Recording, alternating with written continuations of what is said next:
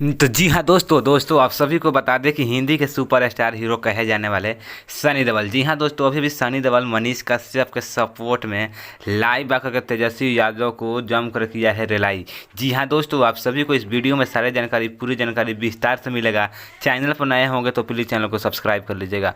दोस्तों, मनीष कश्यप गए थे तमिलनाडु में बिहार के मजदूर लोगों को मदद करने के लिए, लेकिन दोस्तों आप सभी को बता दें कि मदद तो करने के लिए गए थे लेकिन गलत साबित कर दिए तेजस्वी यादव और एफआईआर कर दिया। जी हाँ दोस्तों, आप सभी को बता दें कि तेजस्वी यादव को कहना है कि ये गया है अफवाह फैला करके और मजदूरों को भड़का दिया है। जी हाँ दोस्तों, आप सभी को बता दें कि इसी को लेकर के मनीष कश्यप के ऊपर एफआईआर कर दे तेजस्वी यादव।